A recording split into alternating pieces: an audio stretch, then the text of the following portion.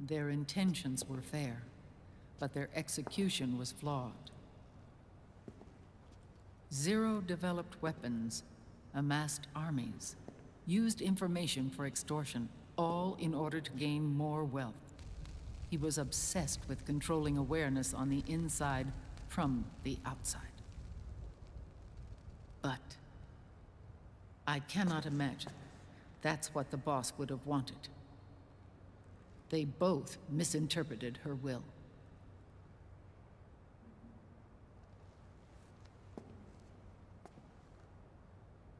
And their absolute reverence for her drove them apart. So began the war between Zero and Big Boss. Opposing interpretations, each striving to realize the boss's will. Everything you see today stems from their Cold War.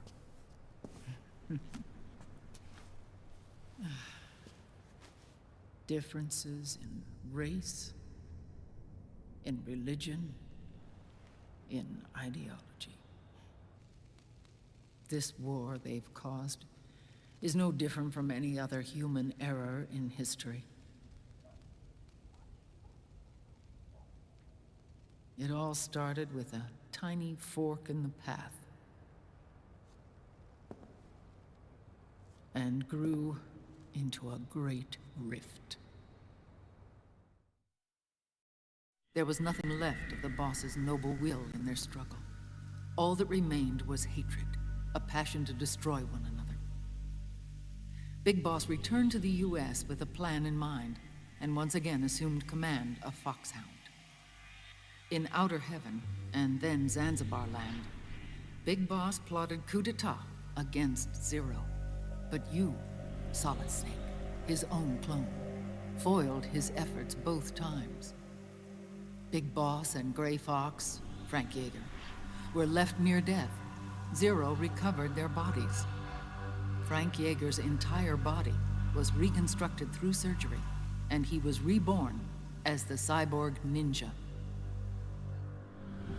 Big Boss, now a vegetable, became a prisoner of Zero even in death. For Zero, more than anyone else, your father was an irreplaceable icon. No, the truth is, for Zero, he was an irreplaceable friend. After Big Boss's betrayal, Zero could no longer believe in something so uncertain as life. He lost his belief in everything. Nations, organizations, individuals. Zero was no longer willing to place his organization in the hands of the next generation. Instead, he set up a network of AIs, a decision-making system formed from all the information he had accumulated. He built 4 AIs, GW, TJ, AL, and TR, as sort of a digital Mount Rushmore, and 1 core artificial intelligence to unite them, John Doe. GW. The same GW we destroyed 5 years ago. The same. Ever since GW was cut off, JD and the other 3 AIs have controlled all information on every aspect of global society. Economics, politics, law, morals, and culture. The war economy is no exception. In the shadow of the system and its complete control over the world, Big Boss isn't allowed to live or die. He's trapped for eternity in a brain-dead prison. To bind himself to his friend, to ensure his rule over the world, Zero transformed Big Boss into an icon, neither living nor dead. Sounds almost like a religion. Naturally, Ocelot and I plan to free him from Zero's prison. We enlisted Naomi Hunter, an authority in the field of nanomachine research, into our organization. And we used Frank Yeager to kill Dr. Clark. Ocelot tortured the DARPA chief, Donald Anderson, also known as Sigint, to death, and made it look like an accident. The Shadow Moses incident. With Paramedic and Sigint dead, Zero was the only one left. But we too paid a price. I lost Ocelot. Ocelot wasn't fighting for the Pentagon or the Russians, and certainly not for Zero. He was fighting for Big Boss. He idolized him.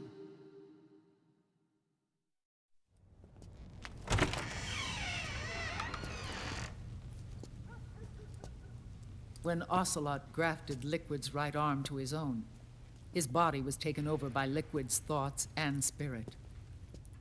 He may be Ocelot in physical form, but his mind is Liquid's.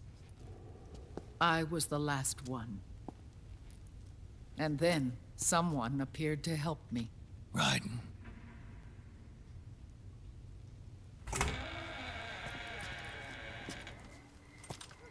It was when I met him that I finally discovered the location of Big Boss. It was in the data he obtained from GW. Together, he and I retrieved Big Boss. But Big Boss was still asleep, as Zero had left him. Why did Zero keep him alive?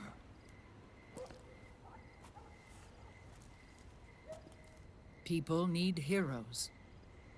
Zero wanted to create a messiah. A legend that would never die.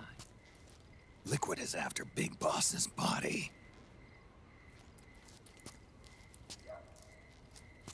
Is it here?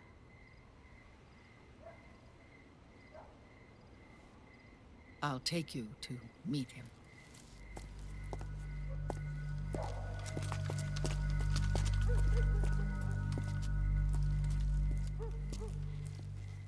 This is his pyx, his holy ark.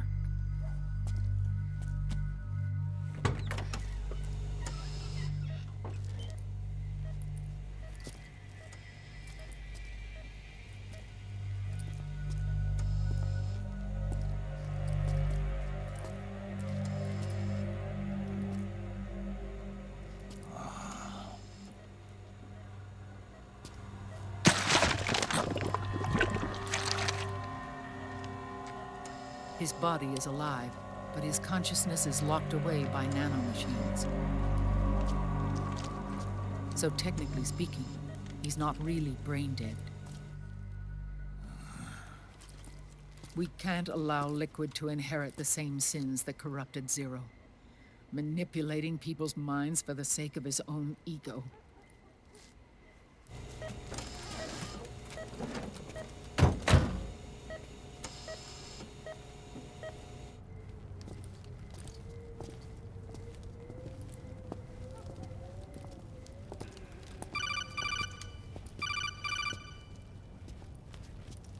Otacon. Snake, it's Naomi. What happened? She's gone.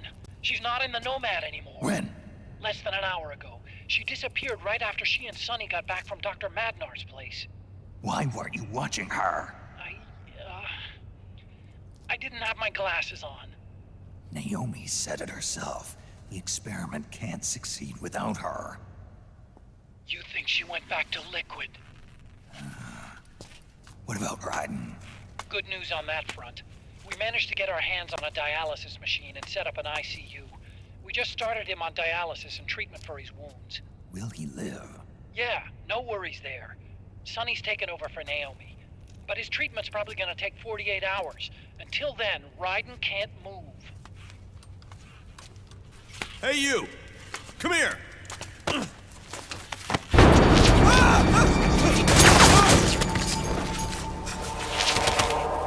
What the hell is that? Move!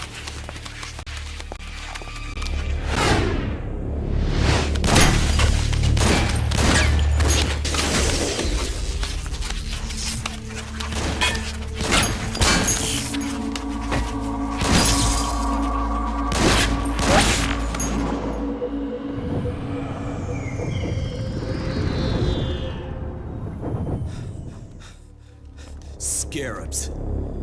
Unmanned scouts. They've found us. We're moving out. Snake, the PMCs are converging on your location. Damn it! They're sending in Gecko! They'll be on you in less than 5 minutes! Are they ready? Yes, ma'am. We'll escape through the canal route using the real van. Get it ready. Hurry. Yes, ma'am. Snake, over here. We've got decoy vans set to draw some of our pursuers away.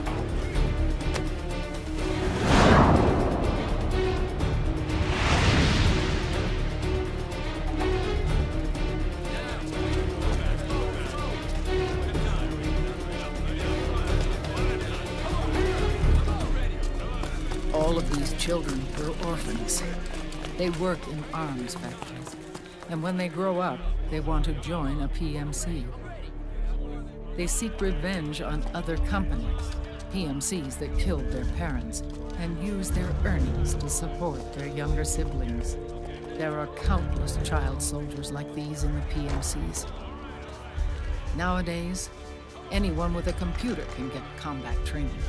The FPS games that these children love are distributed for free by these companies. Of course, it's all just virtual training. It's so easy for them to get absorbed by these war games. And before they know it, they're in the PMCs holding real guns. These kids end up fighting in proxy wars that have nothing to do with their own lives. They think it's cool to fight like this. They think that combat is life. They don't need a reason to fight. After all, for them, it's only a game. Zero is the cause of all this. Defeating Liquid won't change things. Unless we stop the Patriot system, the cycle will go unbroken.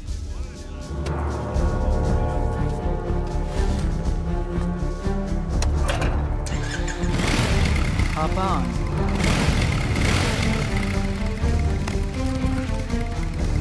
Hold on to me.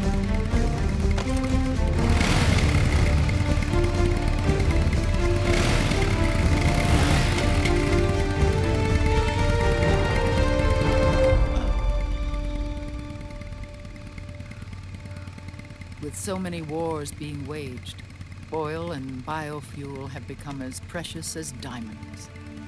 It's been a while since I went out for a ride. Are you sure about this? I only get off my bike when I fall in love. Or fall dead. Big Mama. Call me Eva.